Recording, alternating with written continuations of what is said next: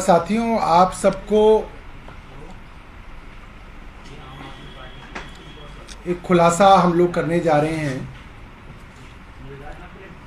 पिछले 6 दिनों से दिल्ली के उप मुख्यमंत्री मनीष सिसोदिया जी को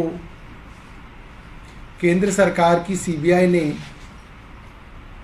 इंटेरोगेशन के लिए सीबीआई रिमांड पे ले रखा है और हमें जानकारी आई है कि मनीष जी को मेंटली टॉर्चर किया जा रहा है। उनको बार बार दबाव बनाया जा रहा है कि एक झूठा कबूलनामा कि वो सारी की सारी बातें जो हैं कबूल कर लें और एक झूठा कबूलनामा जो है साइन कर दें, उस पर हस्ताक्षर कर दें। इसके संकेत कल ट्रायल कोर्ट के अंदर, सीबीआई कोर्ट के अंदर मनीष जी ने अपने वकील के माध्यम से वहां पे भी दिए थे कि उन्हें टॉर्चर किया जा रहा है। और कल कोर्ट ने उस बात का संज्ञान भी लिया था। और ये बहुत दुर्भाग्यपूर्ण है कि एक ऐसा व्यक्ति जिसने आम लोगों के, गरीब लोगों के बच्चों की शिक्षा के लिए दिन रात काम किया, जिसके बारे में पूरी दुनिया में चर्चा होती है, आज सीबीआई के पास, क्योंकि सबूतों का अभाव है, क्योंकि सीबीआई के पास ऐसा कोई एविडेंस नहीं है, कोई ऐसा डॉक्यूमेंट्री प्रूफ नहीं है कि वो साबित कर सके कि मनीष सिसोदिया जी ने 1 रुपए की भी हेराफेरी की है। इसलिए अब सारा का सारा दारोमदार इस चीज पे है कि किसी तरीके से टॉर्चर करके मनीष सिसोदिया जी जो है खुद लिख के दे दे कि हाँ भाई सब कुछ जो है मैंने किया, और सारी चीजों का झूठा कबूलनामा वो लोग साइन कर दें। इसके अलावा आपके पास कोई प्रश्न है तो आप पूछ सकते हैं। सीबीआई की तरफ से कहा जा रहा है कि कोई नोट है जो कैबिनेट नोट है वो मिसिंग है और उसे लेकर जानकारी ली जा रही है जो नहीं दे रहे हैं। अभी तो एक अजीब सी बात है। आज से पहले तो कभी सीबीआई ने नहीं बताया कि कुछ मिसिंग है, और मिसिंग है तो कोई मंत्री को ही ना लेके घूमते हैं। ये तो अफसरों के पास होती है जानकारी, या मनीष जी की जेब में है जो अब वो ढूंढा जा रहा है। उनके घर पे आपने छापा मार लिया, ऑफिस में आपने छापा मार लिया, कंप्यूटर आप ले गए, लैपटॉप आप ले गए। अब वो मिसिंग है तो कहाँ से निकालेंगे? मनीष जी बना दे के वहाँ पे एक नोट? ये तो एक अजीब सी बात कर रहे हैं सीबीआई। अब वो कल को कह देंगे कुछ और मिसिंग है। ये तरीका तो ठीक नहीं है। ये तो कहीं पे भी जो है इसकी इजाज़त नहीं दी जाती कि आप एक उप मुख्यमंत्री को टॉर्चर करेंगे। जी, पहले दिन से तो सीबीआई कह रही थी हमारे पास सारे सबूत हैं। भारतीय जनता पार्टी के प्रवक्ता तो 10 महीने से कूद रहे हैं स्टूडियो में, कूद को कह रहे हैं कि सब कुछ है हमारे पास, और अब सीबीआई कह रही है कि हमारे पास नोट भी नहीं है। बताइए जी। सर, आज जो देश के 9 प्रोमिनेंट लीडर्स ने लेटर लिखा है पीएम को, इसमें कांग्रेस इसका पार्ट नहीं है, तो क्या मान लें कि आम आदमी पार्टी और कांग्रेस अपोजिशन के अम्ब्रेला में एक साथ कभी नहीं आएगी? देखिए, कांग्रेस कभी भी अपोजिशन के साथ नहीं खड़ी हुई।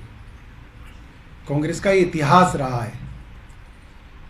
जब अदानी और हिंडनबर्ग के मामले में सारी अपोजिशन पार्टीज एक तरफ थी कि सरकार को बजट सेशन में कॉर्नर करना है, तो कांग्रेस पार्टी ने ही अपोजिशन यूनिटी तोड़ते हुए उस सेशन को आगे चलने दिया और केंद्र सरकार को जो है एक तरीके से सेफ पैसेज दिया। पिछले दशक से मैं सुन रहा हूं, भारतीय जनता पार्टी कहती है कि राहुल गांधी को हम जेल में डालेंगे। रॉबर्ट वाड्रा ने हरियाणा के अंदर बहुत बड़े बड़े घोटाले किए हैं, राजस्थान में घोटाले किए हैं, ज़मीनों में हेराफेरी की है, हम उन्हें जेल में डालेंगे। किसी को जेल में डाला? कुछ नहीं किया। सिर्फ जो है जुबानी जंग है। यहाँ से भारतीय जनता पार्टी बोलती है, वहाँ से राहुल गांधी बोलते हैं, एक दूसरे से लड़के पूरे देश को बेवकूफ़ बना रहे हैं। इनकी जो दुश्मनी है वो जो है कन्वीनियंस की दुश्मनी है। इसलिए जब जब देश के सवाल होंगे, कांग्रेस वहां पे गायब रहेगी। और आज भी कांग्रेस गायब है। मुख्यमंत्री के यहां 2015 में जब छापा पड़ा 16 में, तो कांग्रेस वहां पे ताली बजा रही थी। अजय माकन कूद कूद के चीयर लीडर बने हुए थे केंद्र सरकार के। जब जब एलजी परेशान करते थे दिल्ली की सरकार को, अजय माकन कूद कूद के जो है चिट्ठियां भेजते थे एलजी साहब को। हमारे एडवर्टाइजमेंट के विषय में अजय माकन ने चिट्ठी भेजी। ज्यादातर काम तो ऐसे ही चलता था कि अजय माकन चिट्ठी दिखते थे, नजीब जंग उस पर कार्रवाई करते थे।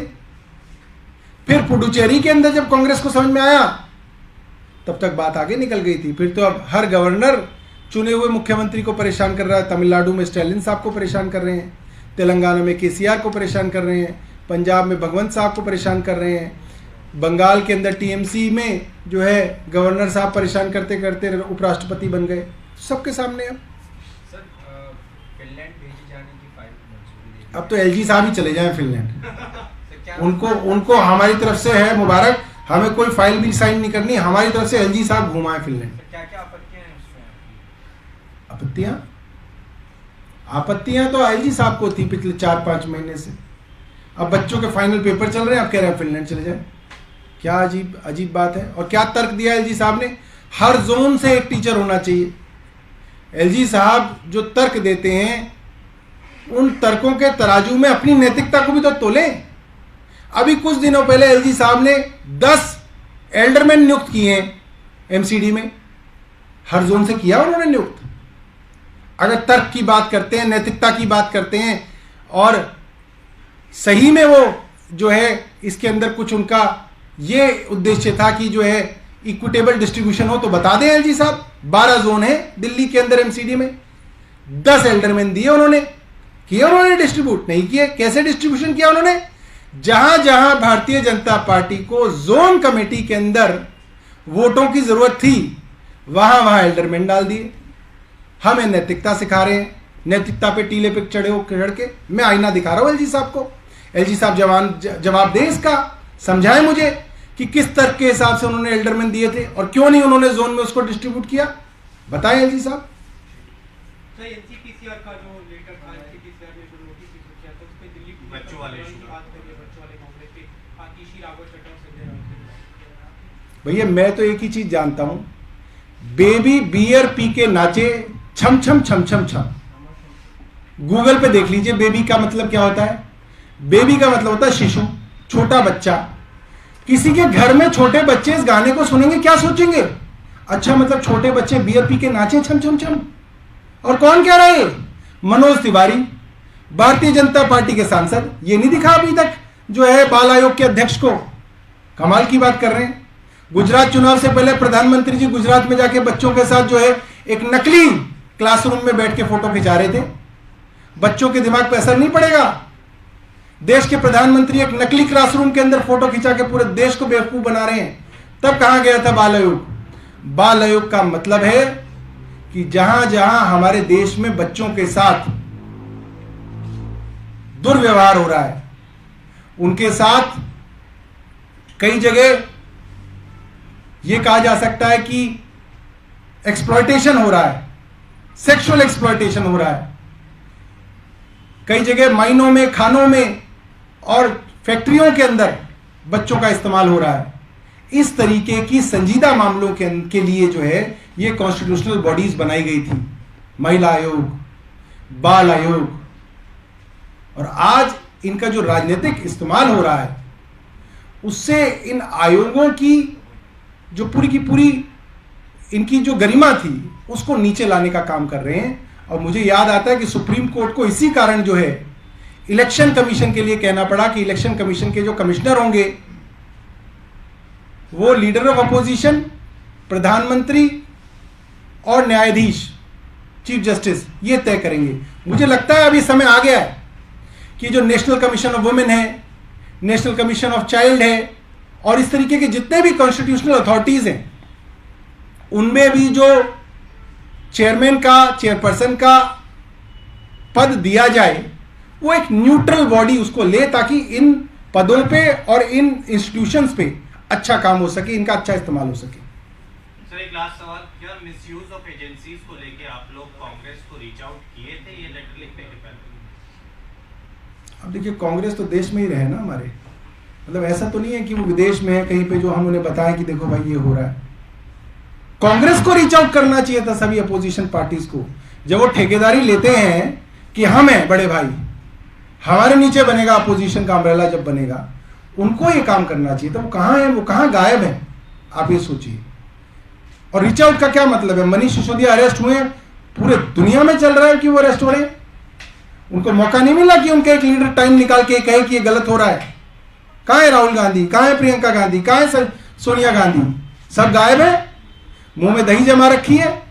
इसका मतलब मन मन में खुश है, मन में खुश है कि ठीक है बाकी सब अपोजिशन को निपटा दो, सिर्फ हम रहें और बीजेपी रहे। ये कांग्रेस भी यही चाहती है।